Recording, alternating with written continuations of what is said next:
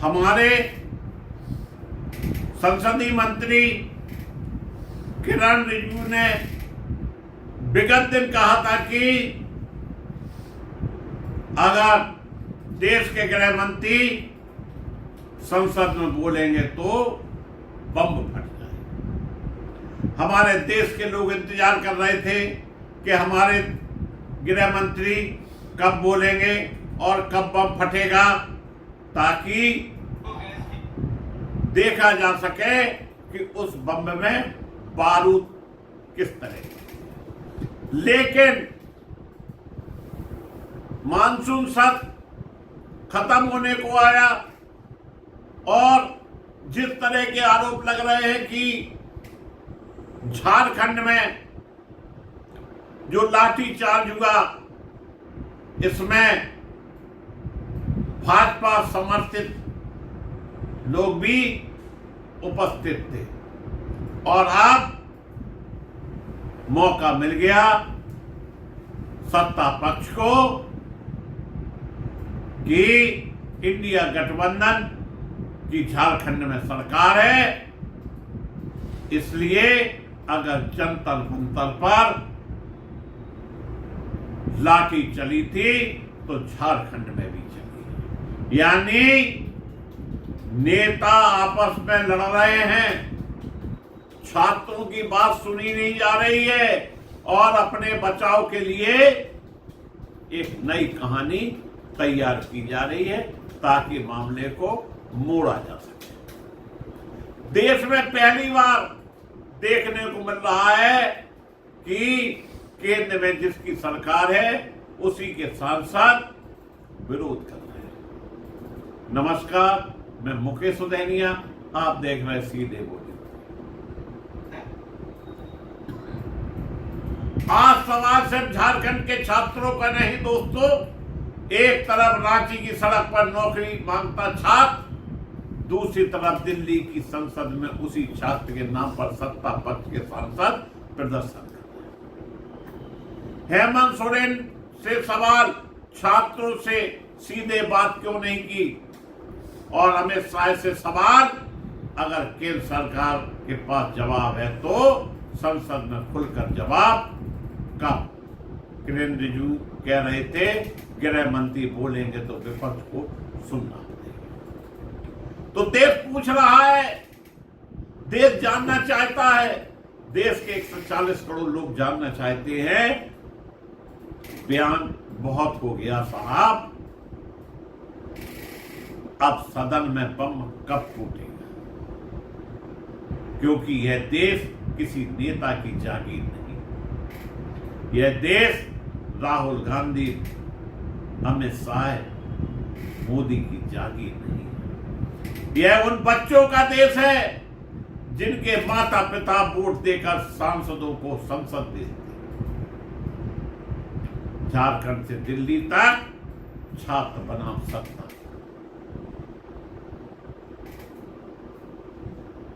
आज की तस्वीर देखिए, रांची में छात्र सड़क पर हैं, दिल्ली में सांसद सड़क पर हैं और संसद के भीतर सरकार और विपक्ष आमने सामने।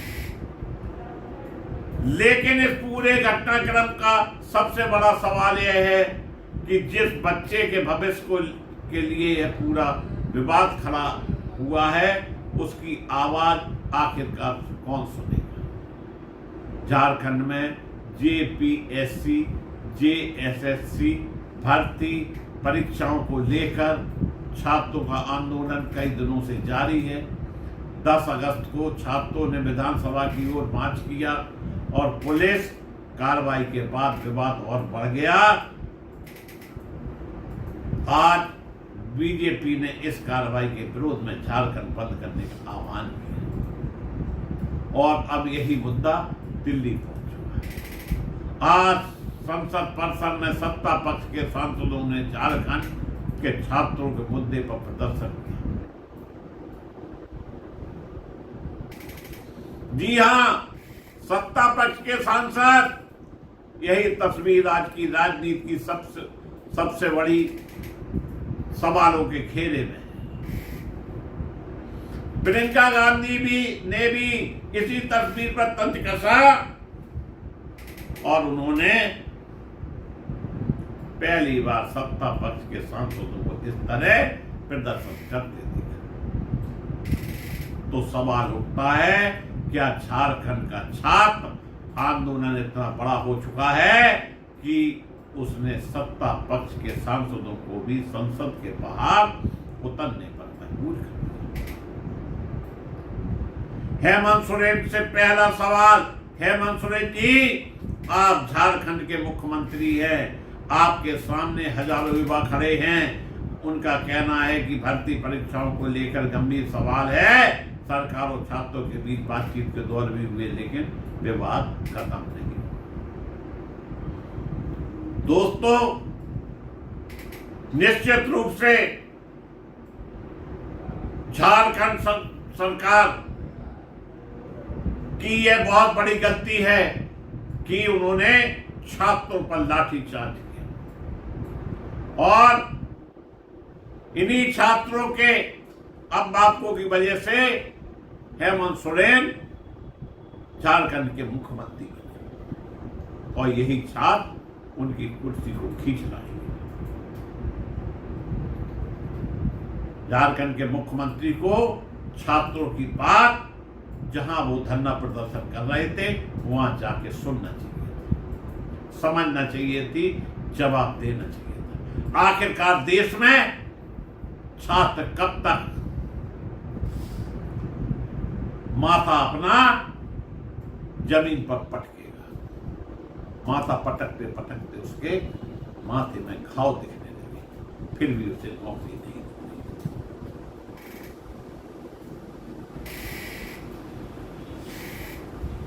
झारखंड के मुख्यमंत्री के सामने हजारों युवक खड़े हैं, उनका कहना है कि परीक्षा को लेकर गंभीर सवाल है लेकिन उसका जवाब नहीं दिया जा रहा है। सरकार और छात्रों के बीच बातचीत के दौर भी हुए लेकिन विवाद खत्म नहीं हुआ। मैं आपसे पूछना चाहता हूं, इतना बड़ा आंदोलन खड़ा होने के बाद मुख्यमंत्री खुद छात्रों के बीच क्यों नहीं आते? एक बार बैठिए, छात्रों को बुलाइए, उनसे कहिए, बताइए आपकी समस्या क्या है, तो मांग जायज है तो मान लीजिए, वरना यही छात्र तुम्हें सड़क पर ले आने में कोई कसर नहीं सकती।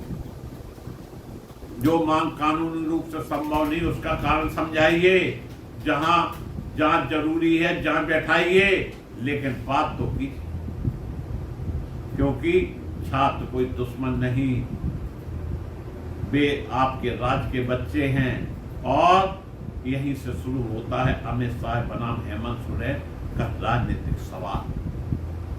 अब सत्ता के सांसदों को बूटी मिल गई, बूटी संजीवनी बूटी मिल गई है कि भैया झारखंड में तमाशा हो रहा है और इंडिया गठबंधन की सरकार है, राहुल गांधी उस पर क्यों नहीं बोलते? अरे पूरे देश के छात्र, चाहे इंडिया गठबंधन हो चाहे एनडीए हो, सभी के छात्र होते हैं। छात्रों पर इस तरह की राजनीति एक गंदी सोच का प्रतीक है।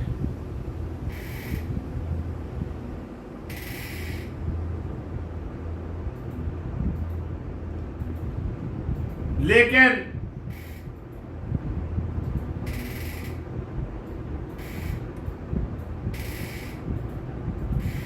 जो तस्वीर राष्ट्रीय स्तर पर सामने आई है, बीजेपी झारखंड सरकार पर हमला कर रही है, कह रही है कि छात्रों पर लाठी क्यों चली, कह रही है कि हेमंत सोरेन सरकार छात्रों की आवाज क्यों नहीं सुन रही है। ठीक है, यह सवाल पूछा जाना चाहिए, लेकिन फिर एक दूसरा सवाल यह भी खड़ा होता है, अगर छात्रों का मुद्दा इतना गंभीर है तो केंद्र सरकार संसद में इस पूरी बहस पर क्यों नहीं होने देती है? क्योंकि अब केंद्र की तरफ से कहा जा रहा है कि गृह मंत्री अमित शाह संसद में जवाब दें। संसदीय कार्य मंत्री किरण रिजिजू ने भी कहा सरकार जवाब देने को तैयार है और गृह मंत्री बोलेंगे तो विपक्ष को सुनना पड़ेगा। तो फिर देश पूछ रहा है अमित शाह जी जवाब दीजिए, अगर सरकार के पास जवाब है संसद में दीजिए, अगर विपक्ष गलत है तो तथ्यों के साथ बेनकाब कीजिए, अगर सरकार सही है तो देश के सामने अपनी बात रखिए। लोकतंत्र में इससे बेहतर रास्ता और क्या हो सकता है। किरण रिजिजू जी आपने कहा था कि जवाब सुनना पड़ेगा, कल बड़े आत्मविश्वास से कहा गया गृह मंत्री बोलेंगे तो विपक्ष को सुनना पड़ेगा। बहुत अच्छी बात है, लेकिन देश पूछ रहा है यह आवाज संसद में सुनाई कब देगी, कब सुनाई देंगे गृह मंत्री के शब्द। ये वही गृह मंत्री है, वो कहा करते थे कि आतंकवादी घबराते हैं, और जब बंगाल में चुनाव हुए थे तो कहा था कि 4 मई के बाद टीएमसी के लोगों को उल्टा लटका देंगे। अब वो संसद में जवाब दे देंगे। वह आवाज संसद में सुनाई कब देगी, क्योंकि संसद का मानसून सत्र अब आखिरी दौर में पहुंच चुका है और आज भी हंगामे के कारण लोकसभा की कार्रवाई स्थगित करनी पड़ी। तो सवाल यह है, देश को बयान चाहिए या जवाब, देश को प्रेस कॉन्फ्रेंस चाहिए या संसद, देश को राजनीतिक नारा चाहिए या समाधान।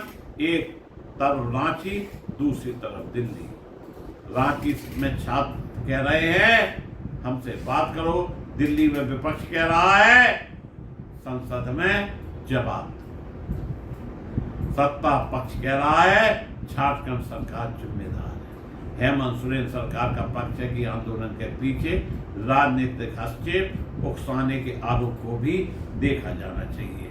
उनकी पार्टी की ओर से भी आंदोलन को लेकर राजनीतिक आरोप लगाए गए हैं। लेकिन दोस्तों, एक बात बिल्कुल साफ है, अगर आंदोलन में राजनीतिक घुस गई है तो उसका फैसला जांच से होगा। अगर छात्रों की मांग गलत है, सरकार दस्तावेज रखकर बताए। अगर छात्रों की मांग सही है तो सरकार उसे स्वीकार करे, लेकिन छात्रों की आवाज को सिर्फ राजनीतिक साजिश बताकर खत्म नहीं किया जा सकता। सबसे बड़ा सवाल, क्या सत्ता को छात्र से डर लगता है? मैं यह सवाल बहुत सोच समझ कर पूछ रहा हूं।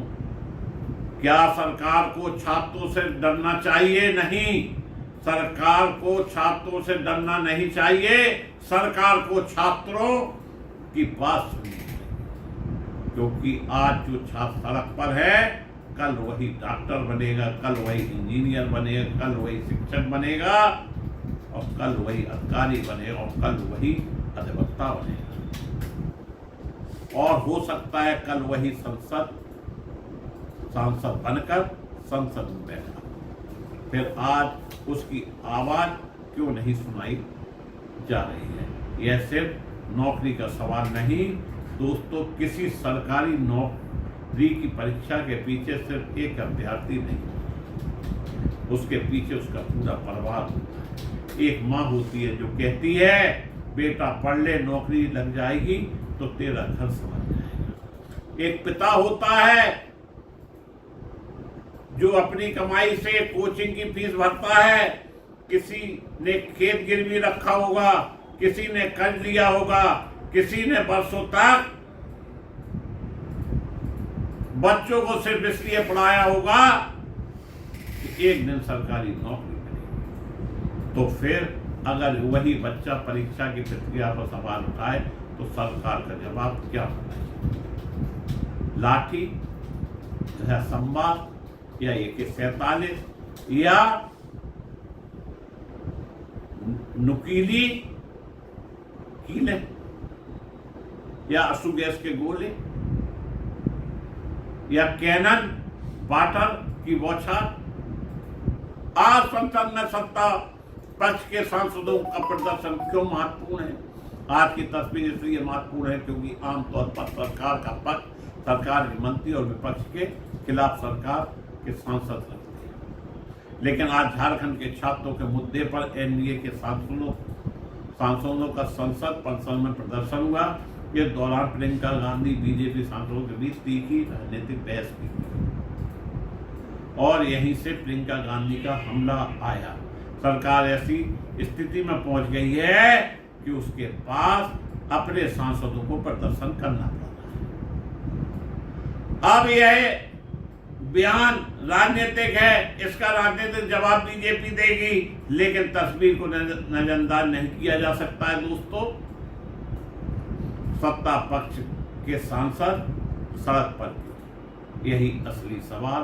लोकसभा अध्यक्ष आज सदन परिसर में जिस तरह का राजनीतिक तनाव दिखाई दे रहा है, उसने एक और बहस छेड़ दी। लोकसभा अध्यक्ष ओम बिरला सदन की कार्रवाई चलाने के लिए जिम्मेदार है। उन्हें निष्पक्षता के साथ सदन चलाना है, इसलिए किसी के चेहरे की मुस्कान को राजनीतिक मंशा का प्रमाण बताना उचित न होगा। लेकिन जनता तस्वीर को अपने तरीके से पढ़ती है और आज जनता का सवाल है, जब संसद में सत्ता और विपक्ष दोनों एक दूसरे के खिलाफ प्रदर्शन कर रहे हैं, तब क्या देश का असली मुद्दा कहीं पीछे नहीं छूट जाता है? हेमंत सोरेन बनाम अमित शाह, दोनों से सवाल। अब दोनों तरफ सवाल होने चाहिए। हेमंत सोरेन जी, छात्रों से सीधा बातचीत कीजिए। अगर आपकी सरकार ने 98% मांगे मान ली हैं, जैसा सरकार की ओर से दावा किया जा रहा है, तो बाकी मांगों पर स्पष्ट लिखित जवाब दीजिए। और अगर छात्रों का दावा गलत है तो उसे सार्वजनिक रूप से सामने आने दीजिए। इस विवाद में वास्तविक स्थिति तत्वों के दस्तावेज से साफ होने चाहिए। और अमित शाह जी, अगर केंद्र सरकार को लगता है कि झारखंड में छात्रों के साथ अन्याय हुआ, तो संसद में बोलिए, पूरे देश को बताइए क्या हुआ, किसकी गलती, किसकी जिम्मेदारी है, क्या कार्रवाई होनी चाहिए। सिर्फ झारखंड की सरकार को घेरने से काम नहीं चलेगा, क्योंकि जनता जवाब दोनों से मांगेगी। बीजेपी से भी एक सवाल, अगर आप छात्रों के साथ हैं, बहुत अच्छी बात है, लेकिन छात्र आंदोलन को सिर्फ राजनीतिक हथियार मत बनाइए। आज आप विपक्ष में झारखंड में छात्रों के साथ खड़े हैं, कल किसी और राज्य में अगर बीजेपी की सरकार के खिलाफ छात्र सड़क पर हैं, तो क्या वही लोकतांत्रिक अधिकार उन्हें भी मिलेगा?